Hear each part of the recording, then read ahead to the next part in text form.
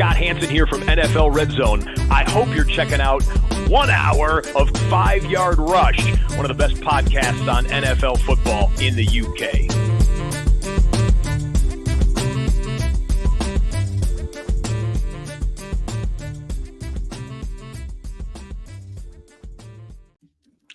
Good evening, Rush Nation. Welcome to another episode, another flagship show of the 5 Yard Rush podcast. Stocks will be along in just a little while, but we thought we've kept people waiting long enough.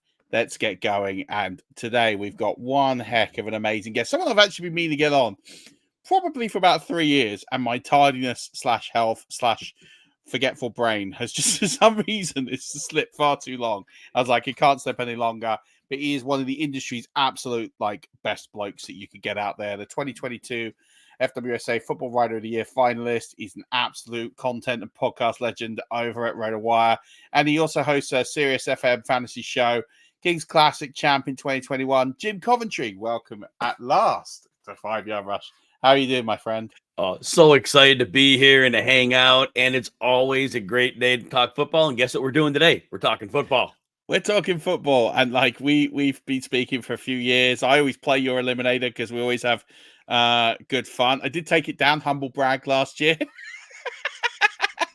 I struck gold in the eliminators. I had 8-1-5, so I nailed the strategy pretty well last year. I'm not gonna lie. Yes. So, but I think with those things you have cyclical trends, right? If you get the strategy and you nail it, you'll do well. And I've had years where I get eliminated first, second week, most in most leagues. So I think it's all good. But I guess for our listening audience, just in case, good, someone said bragging, well worth it. Absolutely, I couldn't agree more. Tell us a little bit about you, Jim, for listeners over here, this side of the pond that might not, for whatever reason, have found your content. Tell us a little bit about you, how you got into fantasy football, and how you got to get a big gig at Sirius and at Rotowire. So it started out, fantasy football for me was 1994, using newspapers to find stats, local league with friends. Yeah, the internet was around, but it wasn't really a big football thing. And actually, my third year playing, I got in one of those national contests and I won it and got a little excited about that. But that kind of led me to think, I wonder if I could do something with this. By trade, I'm a retired teacher now, but I was an English teacher. So I could write, knew a little bit about football. So I reached out and I ended up working for Draft Sharks. Lenny Papano, Jared Smola, and I'm trying to think who else. Matt Schauf are over there. I worked with them for about 8 years, and that was fantastic. Then they started kind of filter me down a little bit on work, which is fine. Things kind of worked that way. And that was an opportunity to move on. So then I reached out and Rotowire brought me on, and it could not have been a greater blessing. I was with Rotowire, and after a year, they asked me to go on the XM show. And again, it was a dream that I would have had if I knew it was a possibility. Yeah. And all of a sudden, here it is. Started out on Sundays. Now I just do Saturdays and Sundays, but a lot of guest appearances too. And then if somebody's needing a day off, then I'll grab that, but only during the football season. That's from July through the Super Bowl. But just the opportunity, the people you meet, and the energy of the show, and just that opportunity to be have that big of a platform. I never will stop working as hard as I do, because to have that platform, I never want to let anybody down. I hear you in a big way. And one of the big things, and I say this to anyone I know who is on Sirius XM, is we don't get it over here. It's still blocked. And the technology is so good, you can't even VPN it. No way. Yeah, I swear. I tried VPNing it. It doesn't work. And it's a real shame. There is talk, apparently. I was speaking to Bob Harris a little while ago. Apparently, because there's some laws about where it can be broadcast, because it's to do with it's actually nothing to do with the internet. It's all to do with the in-car radio stuff as to where it can be broadcast. So there's something that might change, which therefore might lead it to go to an international, because it would have a huge international audience, not just in this country, but South America. You're talking Brazil. The game is going into all these new international markets. this is the time, I think, for SiriusXM to really get ahead of the curve. And if it can find a way just to get rid of that little leash and get in before everyone else does, it'll be phenomenal. Because I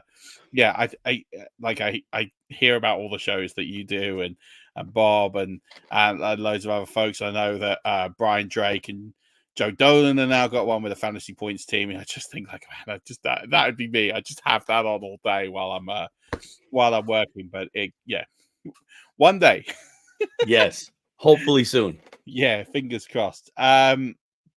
What is your, because now it's all these sort of different formats. What is your favorite type of format for you that you really dial into and concentrate on most of the year?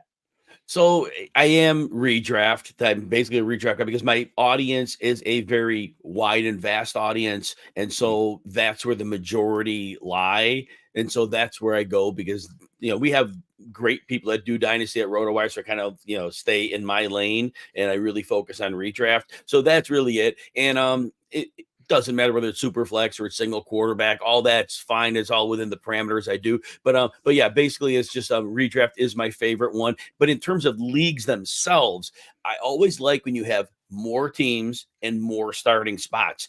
I hate the luck factor, and you could diminish it a bit by raising the challenge level, 14 teams instead of 12, 3 flex spots instead of 1. Anytime you can make it more challenging, at least it lessens the luck a bit. So within that, I do enjoy those leagues. Yeah, I'm completely with you. And I also like the leagues that you've got multiple paths to victory. So, and what I mean by that, for me, my favorite format is a Superflex tight end premium. Because if you can nail that, you make all 4 major positions relevant. So therefore, it is different paths to victory. It's not everyone's going running back, wide receiver for 3 rounds. You might get a sprinkle of a tight end and a sprinkle of a quarterback. And then because there is an element of luck there it comes into injuries. Then it comes into, opportunity gains. You're always going to have an element of luck. And how you make the benefit of that luck is where the skill is a little bit. But I do think that the more paths that you can have, this is the best comment I've seen all year. It does, doesn't it? It does like absolutely sound like it, but it's absolutely spot on. And I just like it where it's different every single time. Like literally, if you go tight end in the first, there's a path to victory. If you go quarterback in the first, there's a path to victory. If you take an elite running back like Christian McCaffrey, that's what Scott Fish and a lot of these charity competitions do well. So I love those leagues because it is skill. It is a lot more skill based. Yes, there's still the luck, but the great thing about the Scott Fish Bowl is 22 rounds. Not a lot of there's not a lot of waiver wire fodder out there. You're not getting like Puka Nakua wasn't on anyone's waiver wire in the Scott Fish Bowl last year. He was picked in every league, I think. And that's what I mean. You don't have those elements. So Tommy DeVito was on every waiver wire. So if you picked him up, but that's about as good as it gets. But I think, I'm with you. I like 14 team leagues. I like 16 team leagues. I will say this: I hate 32 team leagues. Oh yeah, wouldn't play those. No, there's this fad of people go, I want to recreate an NFL league, and I played in one once. It's like, so you pick a team and you can only have players from that team, and you're like, yeah, this stinks. Yeah, no thanks. There's no skill in it. It's auto pick. It's like I don't literally have to do anything at any point. So what would you say for you? Like, we're going to do a lot of strategy stuff on the show for the next 45 minutes or so, but just to kind of nail the rule of thumb for you, if you met someone for the first time on a train or on the street and they said, can I be Jerry Jones? Absolutely. I don't know why you want to be Jerry, but crack on. If you had sort of a one-liner for strategy or one piece of advice you give to a stranger off the street for fantasy football strategy, what would you recommend? So assuming this means toward the draft, I will say this: once the draft starts, always try to think a few rounds ahead. A draft isn't checkers, it's chess. And if you're not looking ahead, seeing, because every draft has a life of its own. Some players go earlier than expected. Some positions go earlier than expected. And you have to keep a close eye on the draft board and kind of understand that the game plan you may have thought you had, if you stick to that original plan and the draft didn't help you get there, all of a sudden you have a horrible draft. So you have to think multiple rounds ahead. Where are the quarterbacks falling? I did want one in the 5th. Now I want one in the 7th instead because of the way it's falling. But you have to be at that level to think ahead. Yeah, I completely agree with you. We did a show last week where we looked at, and if you haven't gone back and heard it, go back. Well, I think you have to watch it. It's more of a visual show. I had a guest on and we talked about this vertical board versus horizontal board. Your vertical board being your rankings of sort of best available player, and your horizontal board is team needs. And I find that most players, where they fall into a trap, they're looking at team need. So they're looking at, I need to take a wide receiver, and they'll chase the position. All quarterback runs going, so I better chase the position. And what you do is you push the value down the board. And so someone like you and I, or someone else, is going to come along and they're going to scoop that value. They're not worried about positional horizontal board. And there is a place where that matters, and it's definitely later on in the draft. But those first few rounds, rounds 5 or 6, you ain't filling your team. Positions don't matter. It's pick the best player, and we advocate here doing your tiers. Where's the biggest teardrop? It's not looking about who's going to score the most fantasy points, although that is quite good. But if they're all quarterbacks and they're all closely related, punt the position, doesn't matter. Kick on to the next position and see what you've got. Someone said I missed 10 minutes. It's all right, Steve. You're gonna get this. We're just doing the intro, so you're all good. But yeah, vertical board, horizontal board. Go back and watch last week's show because you'll get a lot out of that and understanding your tiers and how to pick players so that you'll have a strategy and where you want to go. But at the same point, even if your strategy falls apart, even if the players you were targeting and you were looking at everything you could go, you go, okay, you can reset. You've got a plan. It's a plan B, goes, and it always works for you. Last question before we get into this. And I'd love to ask everybody this. What's your niche area of expertise? Jim just gave the answers to the test. Yeah, he did. He does every week, luckily. Yeah, what would you say niche area of expertise when it comes to fantasy football? Murph, this is a question that every content creator should be asked in every situation, in every show, because really it defines who you are and where you fit in. And we hear so many people, I'm not sure where I fit in. I'm not sure this, that, or the other. And a lot of times you don't know who you are. And my big question as I'm answering this is, I always ask myself, why should somebody listen to me when there's 1,000 options out there? So what's different about what I do? So this is where it comes across. I know the numbers. All right. The numbers are there. They're beautiful. They're fine. But I'm not a numbers guy. I will use numbers, but my goal is I try to understand every nuance of the NFL. This is a game played by people, coached by coaches.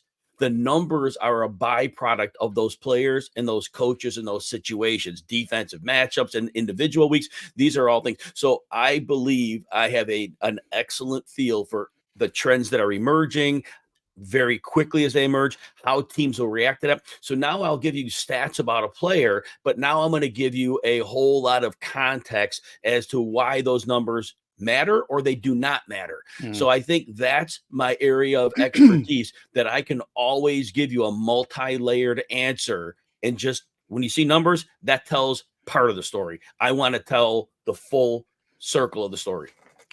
I love that, because you are effectively using the narrative and then getting the numbers to support or to push that the other way and put reason behind it. Whereas lots of people try to find the stories in the numbers, and as a result, they don't A plus B doesn't equal C a lot of the time if you don't have those real world factors. I couldn't agree more. I think, and to be honest, when I've listened to you and your content, and I've read the stuff on Rotowire, it shines through that is exactly what you do, and it's having that sharp mind and sort of wading through the trees and the noise to find the right path to take, and it does shine through. So I'm glad I asked you that. I'm glad you answered the way that you did. let's crack on with. I always like to. We're getting into the redraft season. The charity leagues are about to kick off. Scottish Bowl is a week away, so here we are. Sigmund Bloom is big on stories. We tell ourselves, but the probabilities matter. Yeah, I completely agree. Getting on to 2023. So, 2023 is out the window. We're in the redraft season. The charity leagues are about to kick off, and I think it's now a good time to look back and think about the mistakes that we made last year as analysts, as people, as players, look at the trends and come up with a game plan for 2024. These are the things we're going to course correct on. This is the noise you might hear, and here's why you need to fade it. So I wrote a few down. You probably have a few of your own. And the first one I want to get into and talk to you about is one that I feel you'll answer really well, probably better than I will. And I find this is an area of fantasy football that gets overlooked every single year, and it's offensive coordinator changes. So I find that the offensive coordinator changes just don't get any press. Like, head coach changes matter. So we get loads of press on this head coach and that head coach. And you're like, okay, but half of those are defensive and therefore don't actually apply to fantasy football. It's the guy they're going to hire to run the offense. That's the guy that matters. But no one's bothered. It's very hard to find contextual content around hires at offensive coordinator, and more importantly, the type of schemes that they've either traditionally run or that we think they're going to run. And so I think it's one that every year it's overlooked. And I think that happened this year in particular. We think about the big one to me is Baker Mayfield. Now, and I'm guilty of this as much as the next guy, right? I came on here last year with I'm not excited about the signing of Baker Mayfield. I'm a Tampa fan. I don't like his attitude. Fourth team in 6 years. Tells you everything you kind of need to know. And what we did is we slept on Dave Canales and what he did with Geno the year before. And actually, he put in a scheme that worked for that quarterback so much so when he left, Geno took a step back last year. He goes to Tampa. He schemes he puts a scheme in that works for his skill set, for Baker's skill set, gets the best out of him, and hey, he does that, and all of a sudden he's now the head coach of the Carolina Panthers. What are your thoughts on that sort of area of offensive coaches and why it matters and what people should really look out for this year? It's always interesting, and you kind of pointed this out. When a coach comes from one team to a tree from another, like McVay's had coaches from his tree. Well, Kevin O'Connell is not running the 93% three receiver sets that McVay runs. Actually, O'Connell was below average last year in the amount of three receiver sets he ran. And so we do have to pay attention, and we do have to look at rosters and try to figure out with these coaching changes which players may be impacted and how the scheme may work. But a lot of times we don't get what we thought we would. And so it's real frustrating. You mentioned it with Canales. Canales was a heavy play action based coach. And actually, Baker Mayfield was my quarterback 3 in almost every super flex league I played as. It was for the wrong reasons. Murph, I thought we were going to see play action, and off those play action, we were going to see shots.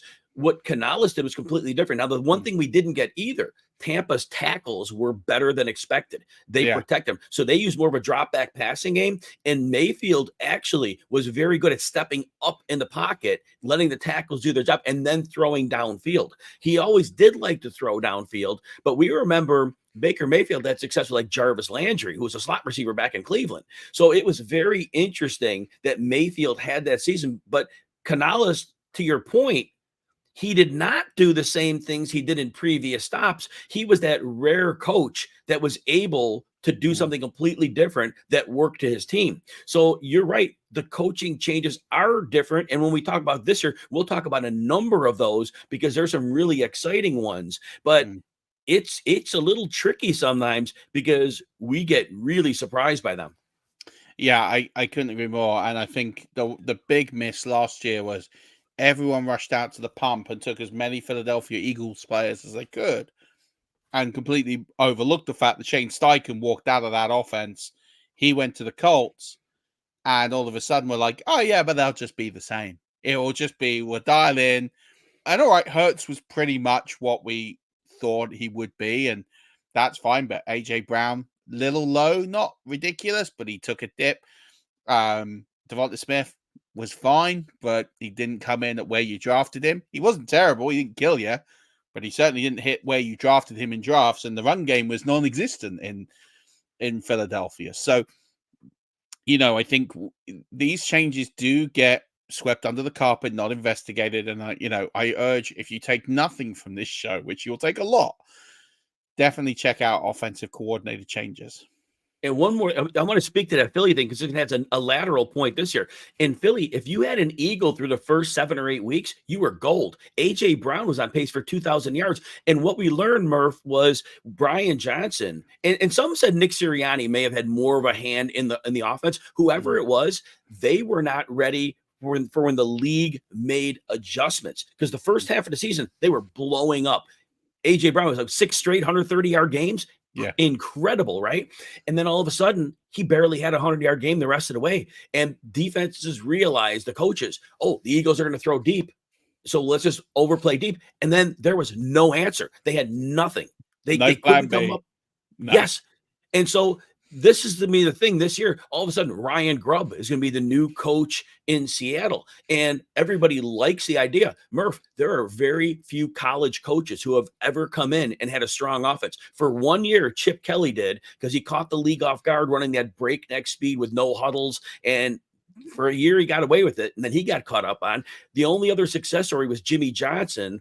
Jimmy Johnson, but he was walking into a team that was emerging into being a superpower with a deep roster. Maybe it was him, but there are really very few cases. And the reason is college coaches have the ability. Your players are either better than your opponents and you shred them that way, or your scheme is better. And when you watch college games, these guys are running wide open.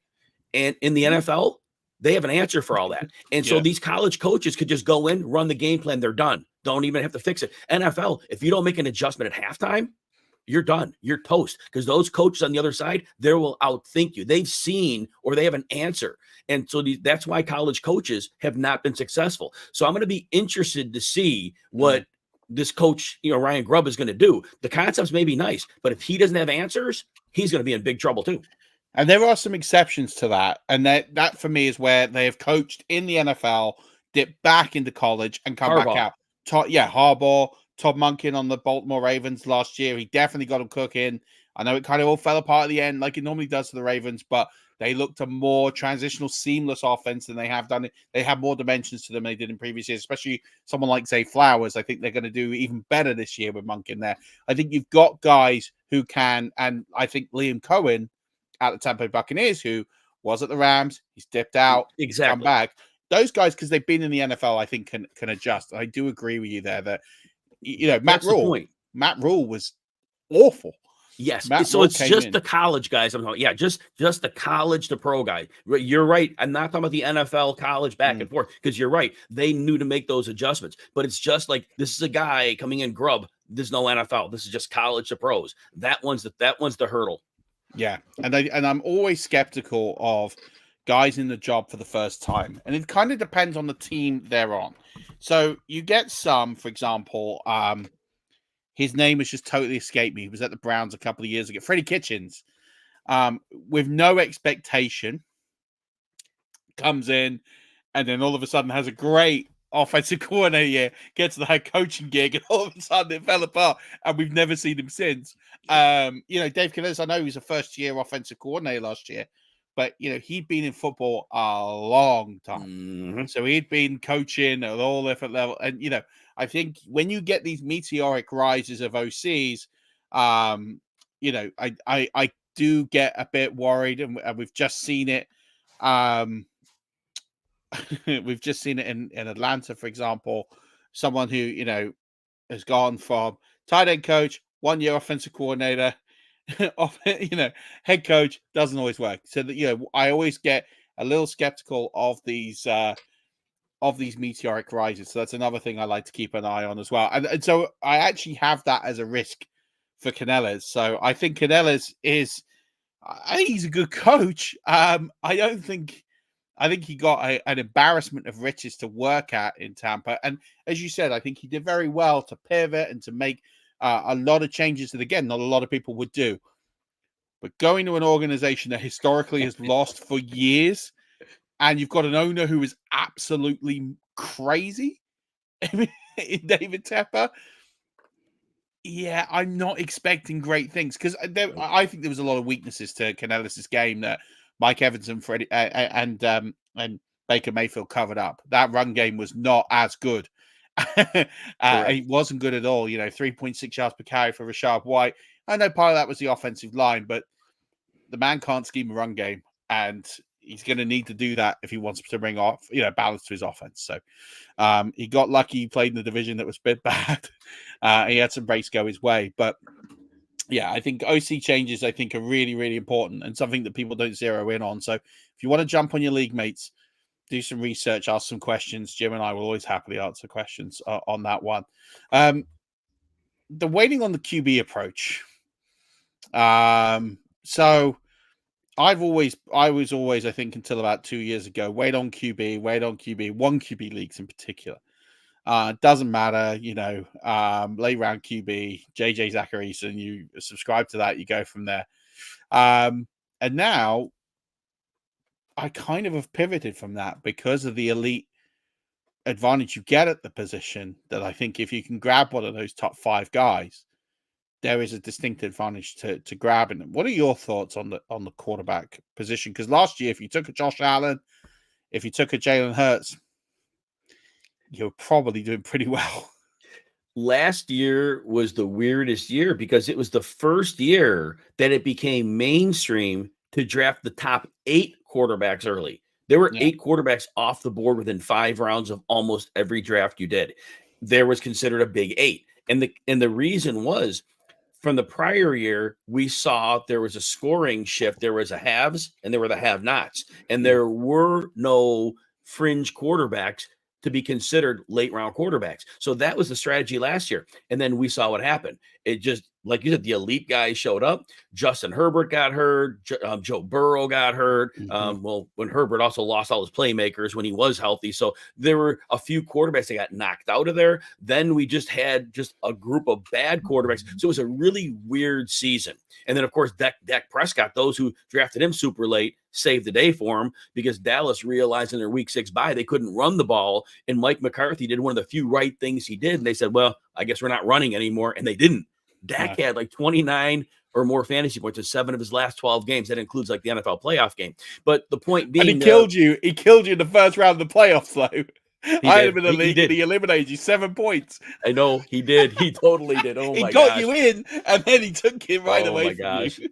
I know. Oh my God. What a great memory that is. Oh, but so this year I'm approaching it. Look, I still don't like my roster builds when I get the very top quarterbacks. I really hate popping like a 3rd round pick on a quarterback. That's just my personal preference. There are a lot of people that build winning rosters by taking that quarterback early. I just try to identify quarterbacks on my board that I think I can get in a reasonable place that will give me the production I want. The guys I'm targeting this year, and I know you just said about that bad playoff game, but I am targeting Prescott because they go from Tony Pollard to the aging Zeke. That running game will be worse than it was last year. And they're going to have to throw some more. So I'll invest in that. Kyler Murray is a quarterback I love a lot. You know that in 7 of the 8 games coming back from the ACL, he had between 19.5 and 26 fantasy points. That was a strong outing, especially Michael Wilson missed a bunch of games. Hollywood Brown missed a bunch of games. A tight end was his number 1 target. Now we're bringing in Marvin Harrison. Wilson's back. McBride is probably the number 3 option in the passing game. But Murray can probably get back to running now, being a full year removed. So he is a very viable option. And if you want to even go outside the top 12 to wait, I think Kirk Cousins is really being slept on. Zach Robinson comes in to coach this offense. So they go from Arthur Smith, which we obviously know what that is, 80% heavy personnel. Well, now we're bringing Zach Robinson. We're hoping that some of the Sean McVay concepts are brought in because he has Drake London. He has Kyle Pitts, who has been criminally misused. And say what you will about Darnell Mooney. He's got 4.3 speed. And even if they use him just going deep, defenses can't spend extra resources on him. So we're going to see some downfield shots and Bijan Robinson. So I think overall, I think this is going to be a high-scoring offense. And don't worry about the Achilles injury on Cousins. That's an injury that saps explosiveness. Well, guess what? Cousins hasn't been explosive in a decade. So there you have it. Yeah, exactly that. If anything, all that's going to do is force him just to release the ball a bit quicker. And actually, when he does that, he's a better quarterback for doing it. one of his big things is he's guilty of holding the ball on too long, and then that's where he gets himself into trouble. So that's one of those few injuries that will actually probably benefit him as a player, because it will actually force him to release the ball quicker, and he'll actually be better for it. I couldn't agree more. I think Atlanta are exciting. They've got a decent coach in there who will invigorate that locker room, who will get them. We're talking about motivational coaches. They've got one there, and I think they're going to do a good job this year in sort of correcting some of those wrongs. But I do think it will definitely take a while. I'm going to pose a question to you now. Are these all early quarterbacks? All right, so we know right now on ADP what Patrick Mahomes is going off as the QB3. Are you buying him at that price, or are you all out? So the Mahomes story is interesting, and I'm buying heavy. And here's why. Last year, Mahomes' average depth of pass was 7 yards, by a full yard lower than the rest of his career. Why? That's always the question. Why was it that way? So they had no ability to stretch defense. No defense respected Marcus Valdes-Scantling. People were like, fine, run by. You can't catch the ball anyway. So Mahomes was seeing defenses packed in, and Kelsey was not healthy, I don't think, for quite a while. Even though he's on the field, I don't think he was healthy. So what did the Chiefs do in the offseason? They made two very important moves. Hollywood Brown was the first one, and Xavier Worthy was the second. And I don't think Xavier Worthy's going to see many targets this year. But what they're going to see, they're going to stretch the heck out of defenses. Both of them have elite playing speed. And the safeties that have been able to cheat down, they're not going to be able to do that now, because they're going to have to respect the deep speed, because they know they don't want Mahomes to buy time and then beat them on a 70-yard pass. So defense are going to be on their heels. They were on their toes against him, and that's a completely different look. But the whole point of bringing in Worthy and Marquise Brown is now the teams that ganged up on Kelsey, they can't do that anymore. You can't let guys that can run a 4.4 or 4.2 even, which is Worthy, you cannot let them run free. You just can't afford to do that. So Kelsey's going to see all kinds of space. The running game's going to see extra space, but Mahomes is going to have bigger windows to throw in. And Marquise Brown, and I know he's not always the most durable guy, he can win on a lot of routes, but the best thing he does is when a play breaks down, Marquise Brown has a knack for getting vertical, and that's always what Mahomes wanted to do. Buy time, look deep. Mahomes, he could match that 50 touchdown season he had early in his career. I like it and I don't like it. A lot of what you say makes sense, and I'm with you, and that's why I'm a lot lower on Isaiah Pacheco than consensus. For me, he's rated far too high because they are going to throw the ball a heck of a lot more this year. I don't get where his consensus is right now. It doesn't make any sense to me, because they're not going to be a heavy run personnel team. But I do still worry about the quality of target that he does have to throw to. And I worry about those plan Bs. I think the floor gets elevated. I mean, he was QB8 last year. He didn't even break 300 fantasy points, which is just ludicrous for the talent. Bad. But it makes sense with what he's got. I see there being an extra 40 points, maybe even 50 points, but I don't see QB3. And that's where I have to fade him in all aspects, because I can't see, I can make a case for Josh Allen is almost an insta pick in the top 3. Jalen Hurts is almost an insta pick in the top 3. Now you're talking about Dak Prescott. I'm 100% in with you on Dak Prescott. Then I look at Lamar Jackson. He's going to get there, that offense. And now you bring in a better running weapon he's ever had, and it's durable. Yeah, all of a sudden that opens up to him to be better. And then you've got guys like Kyler Murray, Anthony Richardson. You've got all these other guys. I can see QB6. I can see QB6. Make a case for QB5. I'm kind of there. I can't see higher than that. I just can't. I can't see that ceiling. You're saying 50 touchdowns. I can't see it. And it's not him. It's not him at all. This is no smirch on Mahomes. If you gave Mahomes, Tyreek Hill back, or you gave him that elite weapon, yeah, I'm there. But I think they'll throw the ball more. I think he'll get more touchdowns. I can't see him breaking 340, 350 fantasy points. That's why I can't take him at 8. I can't take him because someone will take him thinking he's going to win the MVP. And I just don't see it. And I get it. And like I said, I never have a monopoly on the truth. We build our narratives. We try to come up with the way we believe it'll get done. And that's what we have to stick to. And so you have a good case in your direction.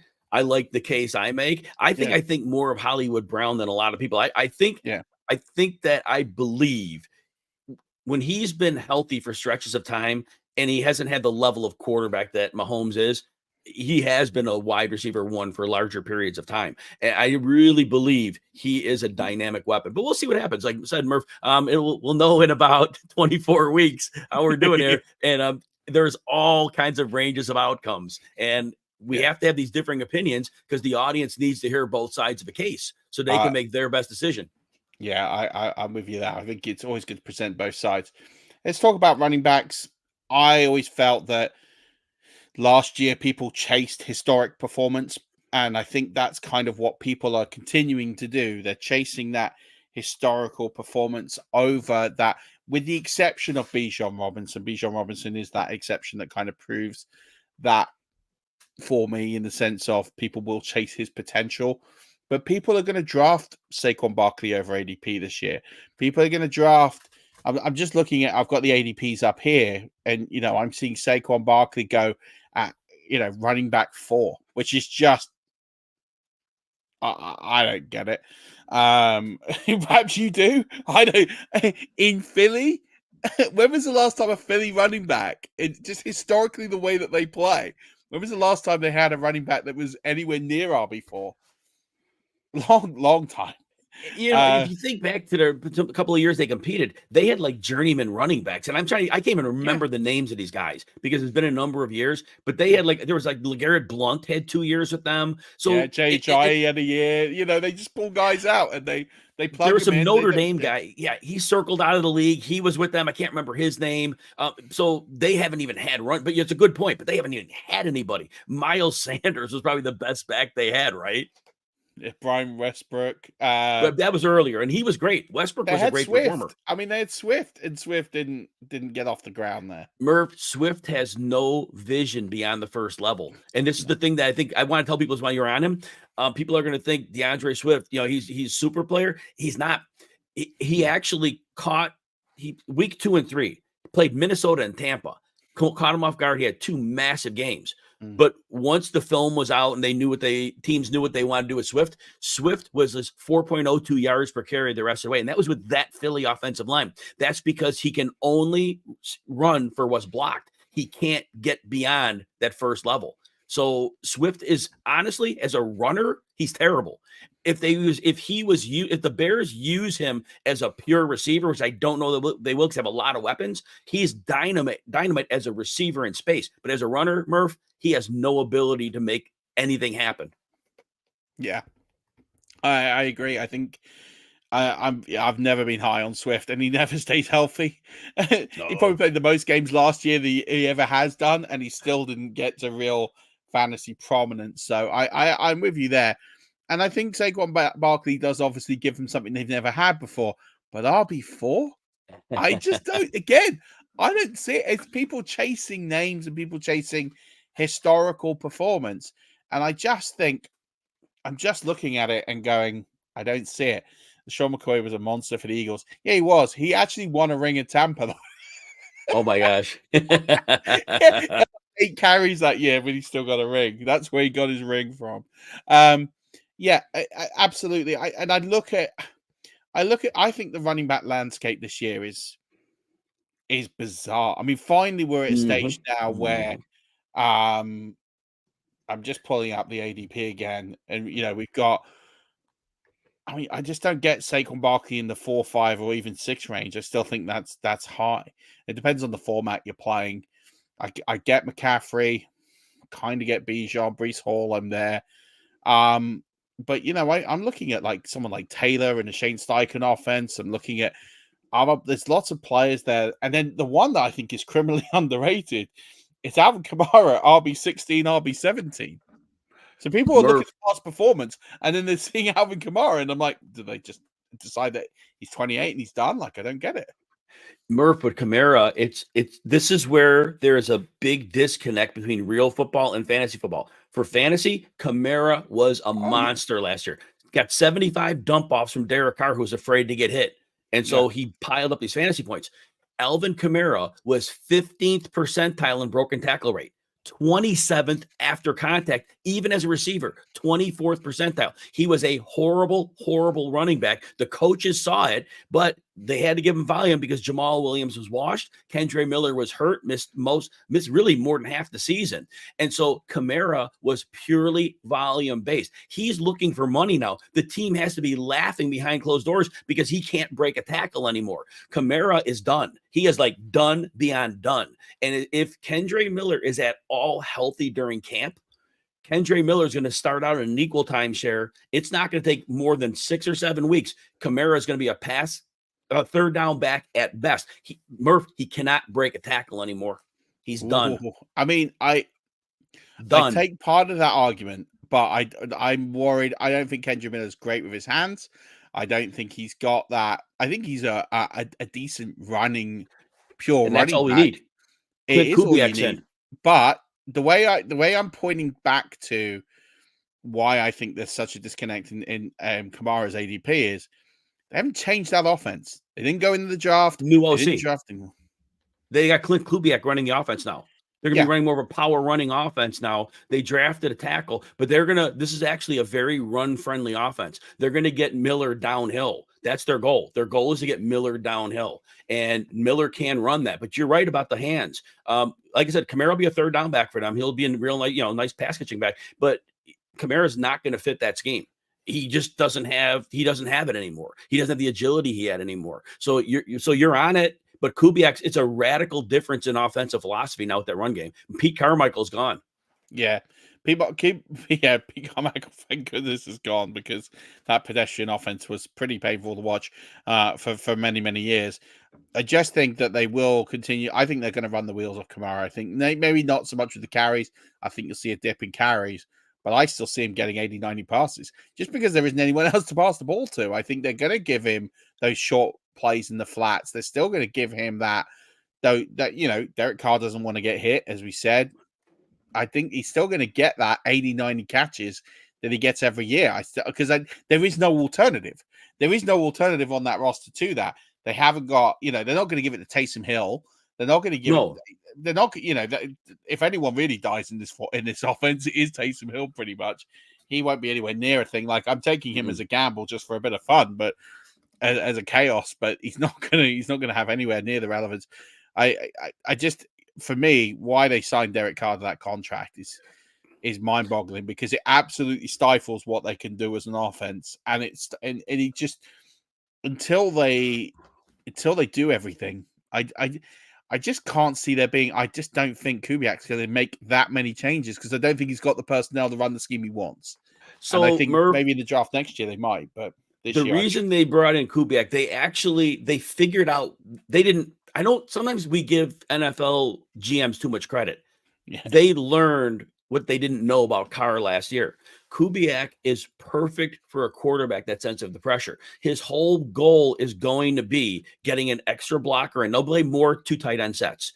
They're going to use play action. They're going to use a run game. They're going to be quick passes. This goes back to, his dad. Gary Kubiak. This goes back to Gary Kubiak's offense. And we remember a guy named Matt Schaub back in the day. Matt Schaub was a fantasy, not a star, but close to it. And he was not a good quarter. He was like a career backup. But in this scheme, it allows quick reach. Chris Olave is going to be schemed open. He's not, he's a million miles from him, but it's a DeAndre Johnson role in that offense. And that the number one and the tight end, those 2 players dominate targets. So I don't know what Juwan Johnson's foot injury actually looks like right now, that what he came up with, but the way this offense is crafted, you are throwing a lot to your X, which is Olave. You're throwing a lot to your tight end because it's all off of play action. And with the heavy personnel, they're going to try to get the average depth of target up, but on quick passes. So I get what you're saying, but Kubiak was brought in specifically to bridge what Carr is unable to do. Yeah. I think it's going to be an interesting one to watch. I definitely think they'll ring the changes because I think they could probably get out of that Carr contract next year. They'll have to give him a bit of money, but I think they'll be able to get out of that. I think they'll move on from Kamara, or they'll try and move on from him. And then I think they'll have to address him. And I think they get out of a lot of the cap hell that they inherited from the Sean Payton era where they just went all in every year to win and failed. And that credit card one day has to absolutely cash. And when they get out of that situation, then I think you'll start to see these wholesale changes. Because let's be honest, there isn't a whole lot of that fantasy roster a year from now that you're going to want Chris Olave, and that's kind of it. So really, they need to make some wholesale changes and try and find those in the draft, and maybe a splash of free agency if they can. I want to pivot a little bit before we just sort of wrap up these lessons of 2023, and it's rookie wide receivers. Now, everyone loves the new hotness in the league. And we've had a few years up until 2023 where we've seen very good, productive wide receiver seasons out of rookies. And this year, or 2023, we had one break the top 24, and that was Jordan Addison. And he only broke it really because Justin Jefferson fell apart and was out for 6 games. So he kind of gets an asterisk from me. Yes, he got in, but he wouldn't have. With this year's, and I get that maybe this year's class, there's definitely one element of it at the very premium that's better. Are we in a position where we need to be a little bit more cautious with these wide receivers? And perhaps we've been spoiled a little bit with these breakouts of players like JJ over the years, Chris Olave. We've had players who have come in and absolutely stormed it. That actually we should be reverting back to how we probably were looking at them 5-6 years ago, which was don't expect too much year one. You might get a wide receiver 2 performance if you're lucky, but you're playing the long haul game. Or are you just thinking last year's a bad year? It wasn't a great class. Didn't really fall right. I mean, I'm curious on your point of view here. So draft capital means a lot here. In a lot of years, we have these Jamar Chase taken really high, Jefferson taken high, even Olave. They don't remember his pick. I want to say it was in the top half of the first round. These 4 receivers. I think it was like around 12. Jameson Williams went ahead of him, didn't he? Yes. So and you had 5 in the top 15, didn't you? Because your Garrett Wilson was in there as well. And Drake London at 8. Oh, yeah. Drake London was in there, yeah. And so when we look at last year's draft class, well, they went in a row. Like I think it was 21, 2, 3, and 4. I think they were in a row. That's not high investment, their first round picks, but that certainly nobody had them where they picked them to be an elite player. But they were all situationally weird. Like Smith and Jigba, you knew right away, Pete Carroll's coach, whether he runs the offense is immaterial. He's veteran deference. So Tyler Lockett and Metcalf were going to see the snaps. And so Smith and Jigba, and that was Smith and Jigba, 7th percentile average depth of target. That was it, 7th. So, he was situational. Quentin Johnson, hey, you get a bust every year in the draft, right? He probably is. Maybe he's not, but right now, probably. Flowers, hard to argue with what Flowers did given the role. They just made him the screen king. They threw him a ton of screen passes. His role could expand, but for what they asked him to do, he was fine. And like you said with Addison, it was, I believe, in the games Jefferson missed, it was 10.5 targets a game. It was down near 6 when Jefferson played. So you're right. It was a big difference. But all that said, Smith and Jigba, I still think could be a star. Flowers, what he showed last year is his floor. I don't know how high his ceiling is, but so that said, I don't think we take last year and just say rookie receivers are done. Remember, Murph, the biggest 3 rookie receiving seasons ever in history came in the last 3 of them came in the last 4 years. Yeah. One of them was Nakua, and that's a tip of the hat to Sean McVay, because if Puka Nakua was on 31 other teams, he would have had 400 yards last season maximum. He would have he would have broke 400 yards. But McVay turned Kyren Williams into a star. Well, he turned Cooper Kupp into a star. Kupp would have been a really good player, but a 1,900-yard season out of that, seriously, it would never happen. No. Right. So I think that was a biggest tip of the cap to Sean McVay, right? Yeah, I agree with you. So we're thinking this year, you got Marvin Harrison, you got Neighbors coming in, you've got a few of these players. Now, I do think a few of them you probably need to throw out this year, similar to the JSN scenario. Like Odunze, for example, you have to pretty much throw him out this year. He's not someone you should be targeting in redraft leagues. If you want to take a last round dart and he's still there, which I don't think so, because people love the new hotness and someone will go, he's going to be some Bears fan in your draft is going to take Odunze. But I think you've got these situations where they are, as you say, a little weird. But I think, the talent's better. So here's a question for you. What is Marvin Harrison's, I don't want to say ceiling, because his ceiling is as high as anything. What's his expectation for you? Because for me, he's being drafted, his ADP is too high. So I don't think I'm going to have a lot of him in redraft. But where do you think he can realistically get to year one? Look, in the last, as I just pointed out, in the last 4 years, Justin Jefferson had 1,400 yards, and he wasn't even a starter till like week 4. They had, oh man, I can't remember the dude's name they had ahead of him. They had Adam Thielen and there was another dude they put on the field ahead of him. He was a blocker, but they put him ahead. I can't remember. But so Thielen, I mean, Jefferson wasn't even a starter. He had 1,400 yards. Jamar Chase had 1,455 yards. So look, this is in the last 4 years. So if Marvin Harrison is anywhere, which I think he is, in the stratosphere with Jefferson and Chase, his dad was a Hall of Famer, and he showed in college he's a very good player. So I mean, he has Kyler Murray. Kyler Murray is a very competent passer, and Kyler Murray may be just as good as any of the quarterback. Well, yeah, he's not as good as Burrow. Obviously, Burrow is great. So I think 1,200 yards is very reasonable. And so now you're pointing out where we're drafting Harrison. I think we're expecting 1,400 yards there, and I think 1,200 is more likely. Yeah. He's cracking 1,000. That's easy. That's easy. Yeah. You can write that in pen. He'll break 1,000 on volume and opportunity alone, because there isn't anyone on that roster that's going to take away from him. But I think 1,200 is reasonable. But like you said, that's just that his ADP is right at that point where that's probably a little too high. If you know you're getting 1,200, you really would hope to get 1,300 out of that spot if you could. Now there aren't that many 1,300 yard receivers every year, but if you're drafting him there, that's kind of what you're hoping for. And I'd rather go with Drake London, because I think Drake London has a chance of getting there with Kirk Cousins. Yeah.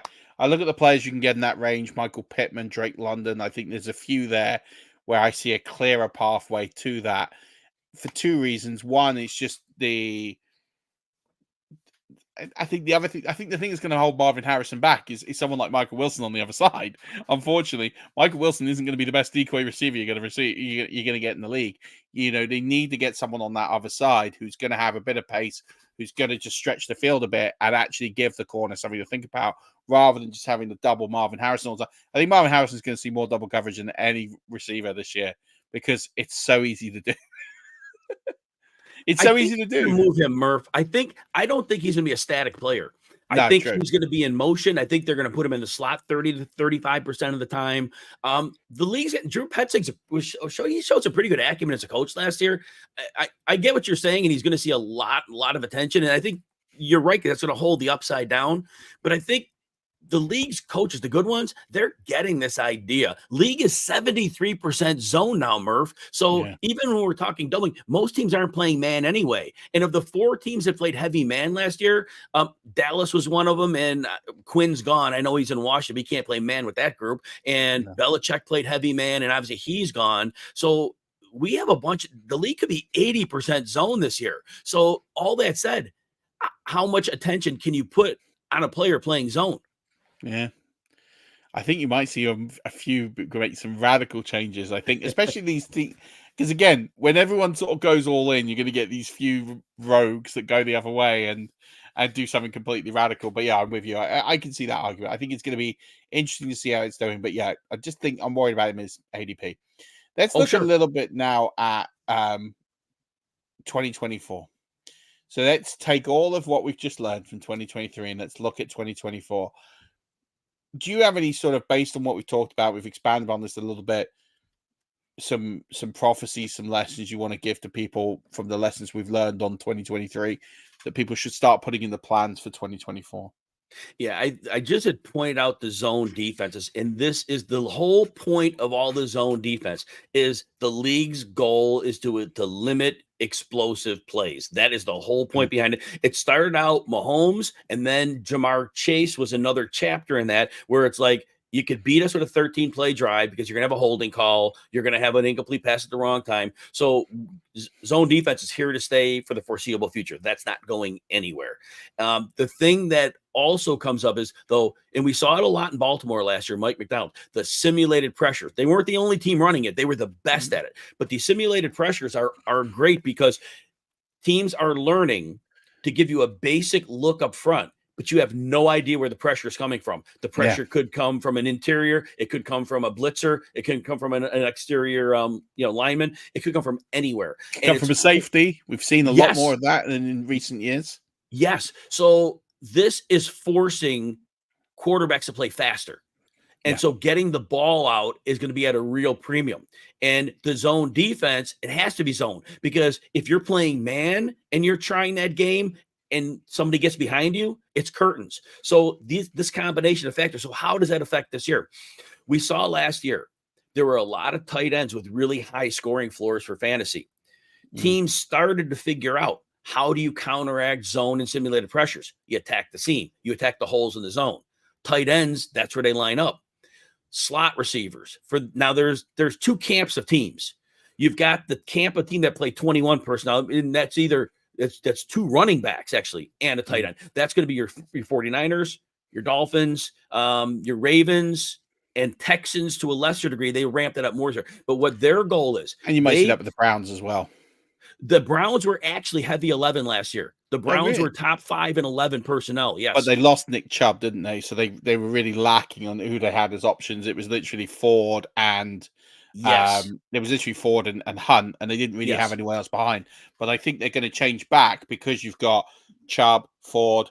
They signed Foreman. I think they've still got Hunt on the roster. They got about 4 or 5 backs. Hunt's the free agent. There's someone else on that roster. They got Deontay Foreman. Yeah, Foreman's on there. There's another one, I think. They've got 4 capable running backs on that roster. So I think you might see more of a merging of 21 personnel there, because I think they didn't have the personnel last year to run it. So given what we've seen out of the coaching staff there, I think we might see more. But yeah, last year they did run a lot of 11, you're right. So those 4 teams were, Juszczyk for the 49ers. It's Patrick Ricard for the Ravens. It's Alec Ingold for the Dolphins. And then I'm trying to think of the 4th one. It's and then Beck. I can't think of Andrew Beck, maybe. Beck, yeah. So what they're doing is this: you put in that extra running back, and defenses have to play a certain way. They can't. They have to crash down more bodies than usual. If those 4 teams, they're right near the top of the league in average depth of target. So what they've learned is that because defense have to play a certain way against them, you throw the deeper passes against them, and you can get away with that because defenses can't stop it. That's why you see the 49ers and then the Ravens in the second half were picking it up too. So you have that camp of offenses. And I'm getting somewhere with this. The other camp are the 3 receiver set teams, but they're different. The Rams run three receiver sets over 90% of the time, but they run their receivers tighter to the formation because they want to use some of their receivers as run blockers. Then they'll transition them in motion. Whereas protege Zach Taylor is in Cincinnati, they run the widest sets in the league because their quarterback's going to win. All this, my point is, different teams, we have to study how we believe in our research they're going to attack zone this year and which teams have the weapons to do that. So I'm looking at Cincinnati. All right, wide sets. Jermaine Burton gets drafted in the 3rd round, right? 4.45 speed. He had some decision-making problems. His draft stock fell, but the talent was never a question. Middle of the field is going to be fertile. Jermaine Burton is a player to watch as we navigate playing zone defenses. So I think that's my overall point. So we approach it.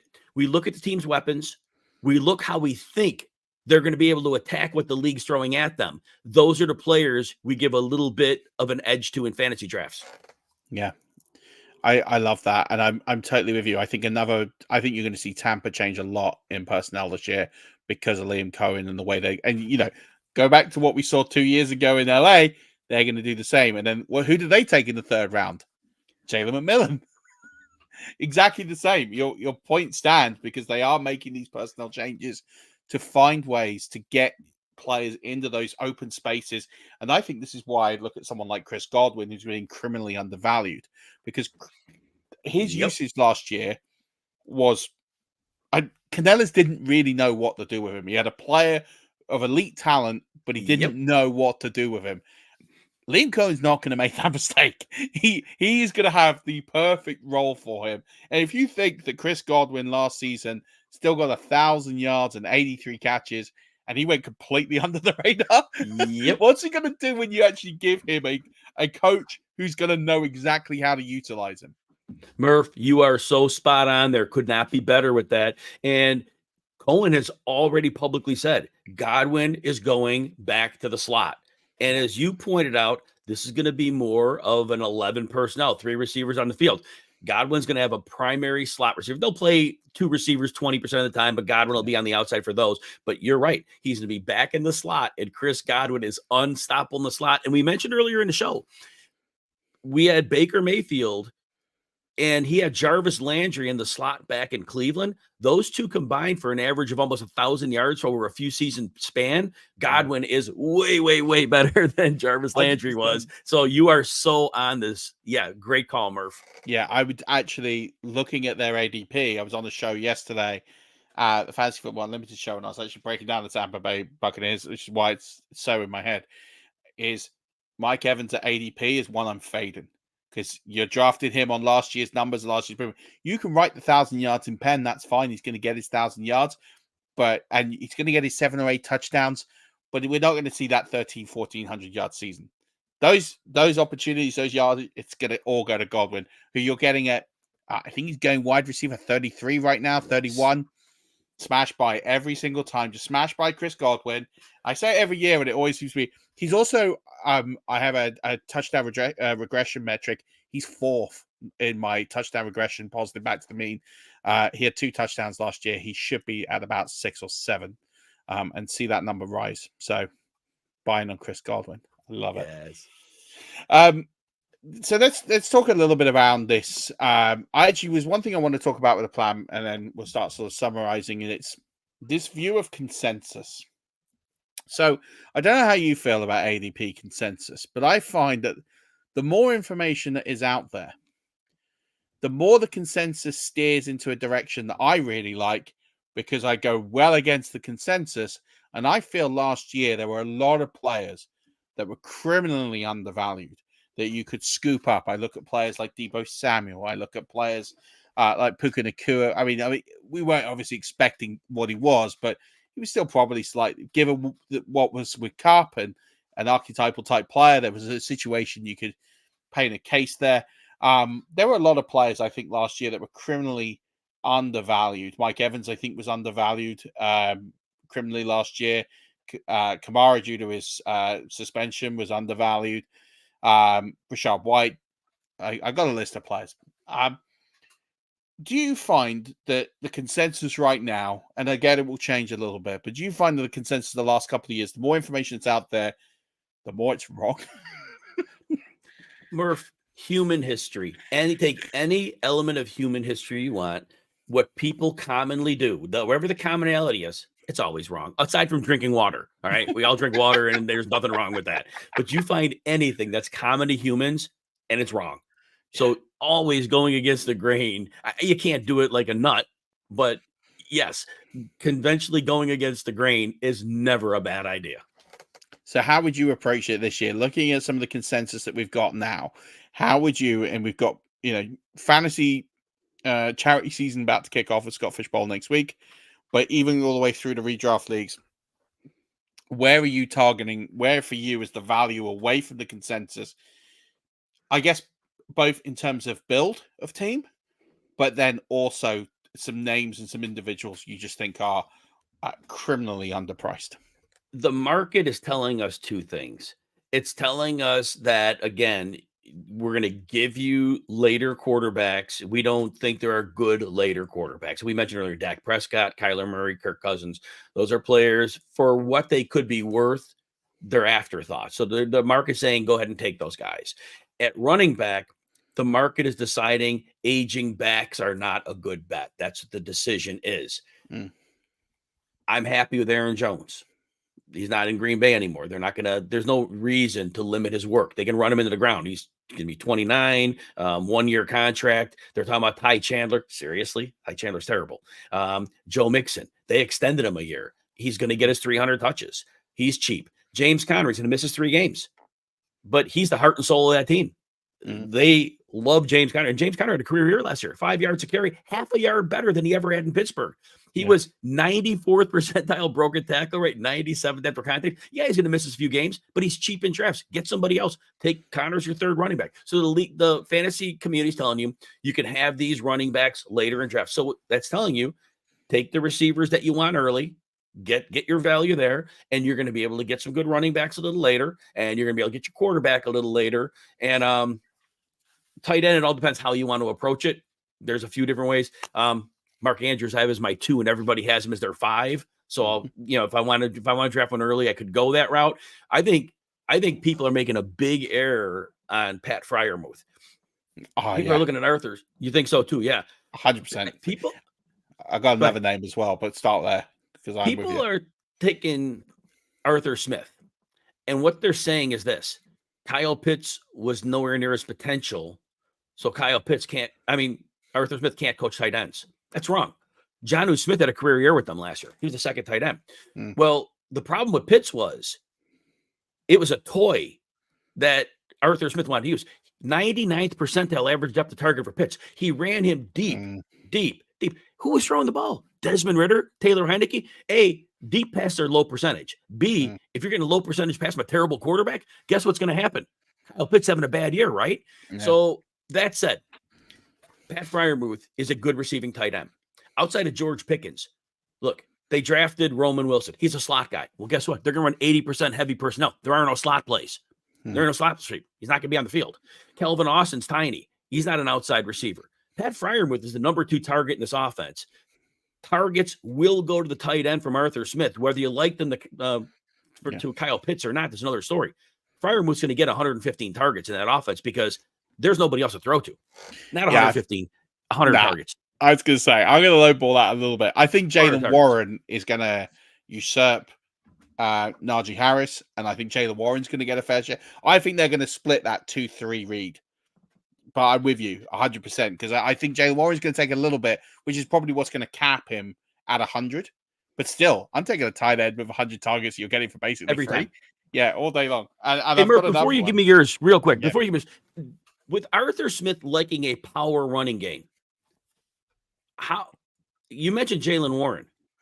Is there room for both? Because a power running game is not Jaylen Warren. He's an outside runner. He's a changeup. Yeah, I think there's room for both. But what I think will happen is we've seen kind of this weird sort of timeshare where it's been like 55-45. They lean one guy and they kind of run the hot hand. One guy gets 45, 50, maybe up to 60. I think you're going to see more of Jaylen Warren getting to be, especially as Russell Wilson has never been great with change. When there's been a change of scheme, a change of personnel, he is, and I don't want to insult the man, he's a little slow to the uptake. So I think Arthur Smith has learned from having one of the worst quarterback rooms in history in Mariota, Ridder, and I actually quite like Ridder, to be honest, but I'm probably higher than most. And Heineke he's learned that actually you've got to give your quarterback some room at a way out. As we talked about, you need to release the ball quicker. So I think Freiermuth's going to benefit from that, and that's where I think Warren is going to get some benefit. I think they're going to use Warren just as this, almost the old-fashioned, the way that that Russell Wilson, when he first got into the league, used his running backs, dump it off, short passes, end arounds, tosses, and I think that Najee Harris can't do that. So I think this is where you're going to see Warren get these more. I think he's going to get the 2-minute drill work. I think he's going to get all the exciting usage. I think they're going to run Najee probably similar to how you had that Zeke Pollard combination a couple of years ago, where Pollard got all the dirty stuff in between the 20s and Warren got all the exciting stuff. And that's why I can't buy Harris because there's no ceiling. Give me Warren because he's cheap, and I'll buy in on that. He's not going to do it for you every week, but he's going to have weeks where he's going to spike. And who was the tight end you were going to talk about now? Greg Dulcich, the forgotten man in Denver. Again, we know what Sean Payton's going to do. We know exactly how we're going to do. We know exactly how he's going to line up. And again, Greg Dulcich is free. He's free. We've got a wide receiver room. We don't know what's going to happen with Courtland Sutton. Don't be too surprised if he goes, because I think he'll probably stay, but I'm not too sure. Then you've got a lot of guys in there. You've got Franklin. You've got Mims. You've got a lot of small guys who are still trying to work their way out into the league and find their way through. They've got no one in the red zone. They've got their running backs. P. Ryan's the only one that's got a bit of size to him. So he hasn't got a big target in the red zone. And that's why I just think Greg Dulcich is going to be a great red zone threat. I don't think he's going to have that high volume. I don't think he's going to have 100 targets, but I see a pathway to him getting 70, 75 targets. And I think you do that, but I think you're going to see his upside potential of a tight end with touchdowns every week. And I'm thinking it wouldn't shock me if Greg Dulcich is in the top 3-4 tight ends in touchdowns at the end of the season. And that's really all you want your tight end to do. He gets in the box. If he ends up with a 323 and one day, you're in. Yep. That's tight end 4. That's tight Yes. end 4 every week. And that's what people need to know. I just target the guy who's going to get in the box. If he gets in the box, happy days. And I think Greg Dulcich is just going to score a lot of touchdowns this year. And Murph, don't sleep on Noah Fant. Noah Fant back in Denver had a couple 90 target seasons, right around 700 yards. Well, real quietly in the offseason, what Seattle did, they let Will Dissly go. They let Colby Parkinson go. Guess what? It's not a 3-man rotation at tight end anymore. It's like he's the guy. And there were enough targets between the three of them to make one tight end. Well, now there's one tight end. And I know they have 3 good receivers, but it looks like they're coaching. They're going to be a kind of a spread out thing. And like you said, maybe 70 targets, maybe 75 targets. If you need a second tight end, I like Dulcich. Noah Fant, somebody to look at too. Yeah, there you go. Look at that practical advice here on tight end. Something I never thought we would do on this show. What do we think about in terms of? I got 2 questions, and then we'll wrap up. In terms of wide receiver, the teams I always put on this of looking at sort of second wide receiver, or even teams that don't run a lot of that 11 personnel, and as a result, people tend to sleep on the wide receiver 2 in those schemes because they're just like, okay, I'll just take the lead and everything there. And I think, good examples of that we've seen traditionally. If I go back to sort of my list here, Vegas, for example, Jacoby Myers, it's a team that probably didn't have the greatest offensive scheme last year, but Jacoby Myers was heavily effective. And I think people sleep on these sort of wide receiver 2s on non-sexy offensive teams. I think we're going to see this in Arizona this year. I think people are going to sleep on Michael Wilson. What are your thoughts on targeting some of these perhaps sort of less potent offenses and the wide receiver 2s on these teams? Again, it's case by case, Murph, but there are 3 number 2 receivers that are going very late in drafts that I am getting as much as I can. And you mentioned one of the names, but first it's Darnell Mooney, and I mentioned him earlier in the show, so I won't go on and on. 4.3 speed. He has 1,000-yard season on his resume. Now I know he's allowed to get a lot of targets to get there, but when you got Drake London and Kyle Pitts, he's not going to see a lot of coverage, and he has a really good quarterback. Remember, the offense and the quarterbacks in Chicago were not good. So Mooney is a great number 2 receiver to target. You mentioned Michael Wilson. Wilson had at least, I believe, 56 yards in 5 of his first 8 games. That was with Josh Dobbs and Clayton Tune. So, I mean, think about that. To put up that yardage of those guys. And that was just Dobbs who just walked into the building. They didn't even have his jerseys in the store. Right? Oh, my God. Yes. And then at the end of the season, Michael Wilson gets hurt. He comes back for 2 games, does nothing, but I don't think he was healthy. The last 2 games, he averaged about 60 yards with Kyler Murray. And so you mentioned, he is going to be a factor. And with Harrison, like you said, getting as much attention as defense can put on him, Wilson's going to be in a really good spot here. And then the third one, people are totally sleeping, and maybe rightfully so, Wan'Dale Robinson. Wan'Dale Robinson, he had the ACL in 2022. I don't believe he was healthy till after the week 13 bye, because he had 1 40-yard game up till then. In the last 4 games after the bye, 3 games of 55 or more yards, 86 percentile yard after the catch. So he is going to be, neighbors going to get the attention. Wan'Dale Robinson can get open in a phone booth, and he's removed from that ACL now. He gets open so fast, and he can run so well after the catch. No matter who the quarterback is, you can make that throw, especially with the attention. And the Giants, they made some changes on defense. They're not going to be a great defense. They're going to have to score points. Wan'Dale Robinson to be heavy volume. He's going like wide receiver 70, maybe wide receiver 75. Wan'Dale Robinson would be fine in PPR leagues.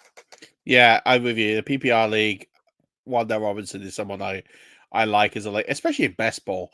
In best ball, you should be walking away with Wan'Dale Robinson because he's practically free in so many drafts. You should be picking him up for that reason, because he's only going to play 6 games because you say he's removed from the ACL, and he is, but that man just always seems to get crocked with something. He is made of glass. But I think the times he is fit, I do think he is going to come up with a few really potent weeks in best ball, I think, you're looking at a free play and he's going to end up top 24 5-6 times probably. And it's those little spike weeks you want to chase. And again, I think he's someone you probably don't need to draft in your redraft leagues, but he's someone that I like to put a little star against and just see how the first couple of weeks go, and then just be prepared to take him. He'd be a great bye week cover for you in a PPR league, just to tick off those bye weeks, especially as they're starting earlier and earlier every year. Week 5 this year again. So just get through 5, 6, 7, just tick off those if he's healthy. But yeah, I think wide receiver 2s on non-sexy offenses just get massively slept on. We saw it in Jacksonville criminally for years, and there's always some production to be had there. Last question from me, and then we'll wrap this up. And in terms of the flow of information, so I'm finding more and more that the beat writers seem to be not publishing the big breaking news anymore that we used to have historically, where beat writers were always the ones who had the key story. There's some exceptions. I'm not going to say this is blanket across the board, but I would say as a general trend, I'm finding beat writer information more vanilla and the juicy stuff breaking nationally. Would you, one, agree or disagree? And two, if that's the case, where would you be looking to get the edge on information? So, yeah, great call on that. And really, after COVID, a lot of the changes in practices, there's a lot less contact, there's a lot less teams doing practices. And so the beat writers don't have the easy access to see all the nuts and bolts of what's going on like they used to do. Whereas people like Schefter and Rappaport, they are dialed in with contacts everywhere. And so they have people that will be willing to break them news without waiting till a certain time. So you're right. They're where to get the information from, but we're still not, they're breaking news that's like stories, but we're not learning about offensive trends from them. We're not. So this is where the way we're talking today, Murph, we are trying to understand how offenses are working, how defenses are going to line up against. This will be a bigger advantage for the fantasy analysts who work harder, who try to see through this stuff. A lot of people were given so many softballs, and you have to wade through the garbage, because a lot of times the beat writers gave us garbage, but you had to wade through it. But you still got a lot of nuggets from them, and so it allowed a lot of people to not work hard and have a lot of answers to the test. So I think there's going to be a big difference as this goes forward. The workers in the industry, from the people that aren't the hardest workers, there's gonna be a bigger chasm in the information. If you're hearing a lot of like real surfacey stuff from some fantasy analysts, it's because they were counting on others to feed it to them. So I think the people that are working hard are going to have a big advantage now. And I think where I'm taking that from you is the people that watch the games. Yes. The people that watch all the games, the people that actually sit there. I'm not talking about grinding the tape. I mean, physically watching every single game. And you could be watching every game in 40. I watch every game in 40. So I still think you can watch every game in 40. You can bust through that by Wednesday, and you can watch every game. You don't have to watch every 3-hour telecast, but you can watch every play and see everything. And they always skip one. You always miss one, but you get enough of what you need. I think you're right there. I think so. In void of beat writers and national news, you're going to have to pick your analyst like Jim Coventry here and make sure that you're dialed into him to get those insights, because I think, as you say, that's your edge. If you can understand these offenses, how they tick, how they work, I think you're gonna be in much better shape. Like I trust guys like Warren Sharp and the way that they break down teams. Warren Sharp's football guide, which I think is recently got on sale, is arguably one of the best things you can buy every year. Now, listen, I don't read the whole thing because it is like 500 pages. Yeah, it's a lot, and there's a lot of charts, and there's a lot of information there that if you're betting and you're betting on very specific areas and specific markets, I'm not a gambler. That doesn't apply to me as much. Right. I'm not as bothered about the win total stuff. That doesn't really, enter my realm. But what I care about and the stuff that he breaks down is the personnel, the success rates of that personnel scheme, and trends. And then what they also do, they're really good at looking at those coaching changes and where they expect the offenses to make those changes. And he's kind of reading the tea leaves. So if you're looking for an edge, follow Jim Coventry, but buy Warren Sharp's book. And you don't need to read all 500 pages. Nope. It's not heavy word content. It's just more the graphs. And I call it as a pick your own adventure book. You get out of that what you kind of need. If you're interested in fantasy football, look at the schemes, look at the stats, look at the breakdowns of the offense, look at the run success rates, look at the average effort target, look at the key information on that book. You're probably less bothered about the gambling stuff. If you're a big gambler, you could probably leave some of that fantasy stuff behind and focus on the gambling stuff, because there's stuff that will win you money every year. Yeah, I order Warren Sharp's book every year. My pre-order's been in for a couple of weeks. Around Father's Day, did a $5 off. But yeah, I'll take that discount. But yeah, definitely order that every year. It is must reading. Yeah, absolutely. I'm going to let you go because we've gone on a bit longer than expected, but I'm so glad that we did, because I think it was a very fruitful conversation. Just tell everyone who's watching or who's going to be listening back to this where they can interact with you, where they can find you, where they can find your content, and just where they can come and follow any follow-up questions to Yeah, what the X is the obvious place, at Jim Coventry NFL, and anything I have going, I will definitely post there. I have 2 stats of the day that go up every day because of the 140 character thing. But I'll give a stat, a little bit of quick analysis, but really video on the Rotowire Fantasy Football YouTube channel. Please consider subscribing to that one. We are putting up a ton of content on there. I do a lot of those videos that are on there, but I try to do my best at giving a lot of varied stuff. We do live shows on there, so that's definitely the place to catch it. But again, at Jim Coventry NFL, and then if you want a free subscription at Rotowire for 2 days, no credit card needed, of course, just go to rotowire.com/Jim, set you up with a couple of days of free access, see what we're about, and if you like it, feel free to join the team. Amazing. And also, the Rotowire guide is one of the few guides that does ship from America over. It comes to one of my local stores, funny enough. So make sure you pick that up. I know I actually buy it religiously every single year. I love the content, but I love the fact that it's all in one place. And I am an old school, like having a book to read and having something. I also like turning up to, if I do a live draft and turning up with it, people think I'm just ripping it off. And actually, it's more for show and effect, and I've already read it cover to cover. But actually, sometimes it's good to come in and have that, because you just sometimes miss a play. And he just has it there as a reminder. But I love it as a good prompt reminder. And again, the analysis in there is absolutely superb. So do check that one out. And that's going to do it. This has been a phenomenal show. Thank you so much for coming on, Jim, because it's been incredible. Thanks for having me. Wonderful show. And hopefully I'll get you on my show sometime soon when I start bringing guests on. It's usually in July-ish. You just let me know. I'll be on for sure. Love to break this down even more. Rush Nation, just to give a quick update, we passed the £5,200 mark for Crohn's and Colitis UK. I got off the phone to someone at Crohn's and Colitis UK this week. They were absolutely over the moon and blown away with the amount of money that we've raised for them. But we're not going to stop. We're going to keep going. The FFCC is still open. We're going to have the largest ever FFCC. We're going to break 300 people. And I have a really quirky, I'm going to break it with you, Jim, on here. I was going to wait a week, but I'm going to do it now. So last year, we expanded the tournament from one main tournament to then we had a plate for those that fell out of round 1. I got the constant complaints of, hey, I go out of round 1 every year and I kind of do the draft and I'm in it for 2 weeks and I'm out. And I'm like, cool, we'll do something for those guys. And you fall out, we'll do the plate. Brian Drake won the plate last year, which is awesome. So the first ever plate. I'm actually going to create a 3rd tier. So because I always get people, it's tough in a bracket. It's 256, goes to 512. So I always have a number of people every year that kind of, I want to be in. I didn't see the signups for 6.5 months. And I follow your content all the time, but I've missed the 82 times you've talked about this. Always happens every year. And I'm like, I feel bad because I've turned these people away. So I'm like, I don't like turning people away. So I've done it to where there's going to be a qualifying round of the FFCC.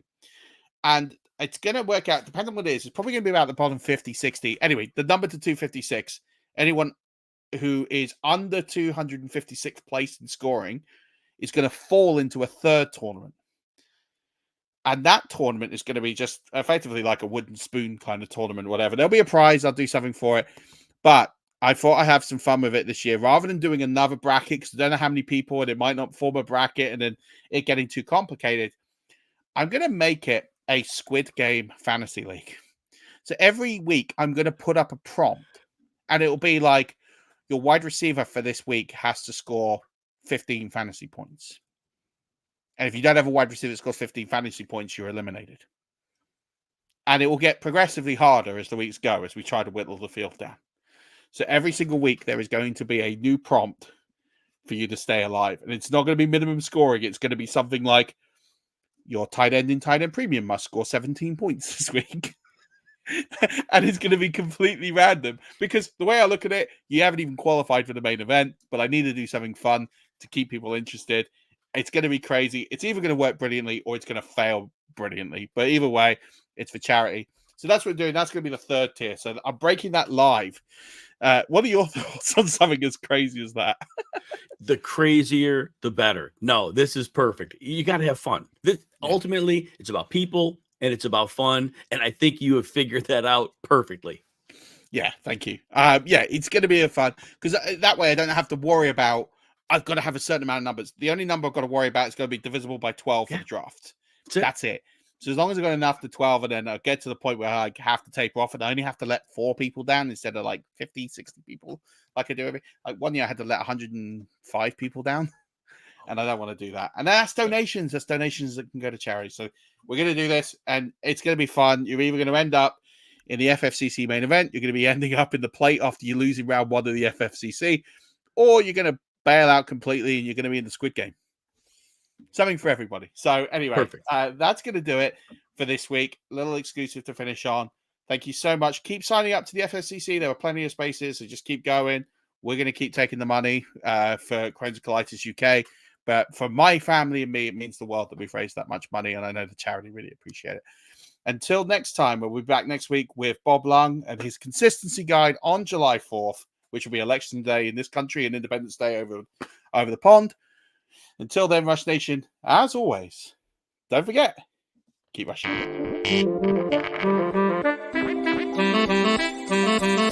Hey everyone, Scott Hansen.